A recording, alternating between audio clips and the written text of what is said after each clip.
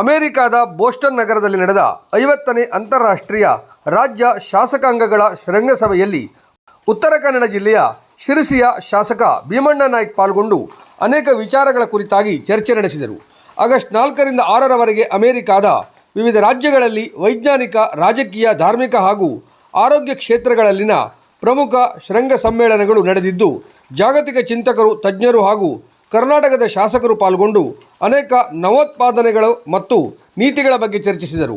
ಅಮೆರಿಕದ ಲಾಸ್ ವೇಗಾಸ್ನಲ್ಲಿ ನಡೆದ black cat USA 2025 cyber ಭದ್ರತಾ ಶೃಂಗದಲ್ಲಿ ನೂತನ ತಂತ್ರಜ್ಞಾನಗಳು, AI ಬೆದರಿಕೆಗಳು ಮತ್ತು ಡಿಜಿಟಲ್ ಭದ್ರತೆಯ ಕುರಿತಾದ ಮುಖ್ಯ ಚರ್ಚೆಗಳು ನಡೆದವು. CISO ಶೃಂಗದಲ್ಲಿ ವಿಶ್ವದ ಮುಂಚೂಣಿಯ ಭದ್ರತಾ ತಜ್ಞರು ಪಾಲ್ಗೊಂಡಿದ್ದರು.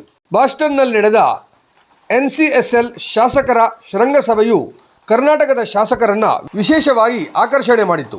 ಕರ್ನಾಟಕದಿಂದ ಶಿರಸಿ ಶಾಸಕ ಭೀಮಣ್ಣ ನಾಯ್ಕ, UT ಖಾದರ್, ಬಸವರಾಜ ಹೊರಟ್ಟಿ ಸೇರಿದಂತೆ 12 ಶಾಸಕರು ಈ ಶೃಂಗಸಭೆಯಲ್ಲಿ ಪಾಲ್ಗೊಂಡಿದ್ದರು.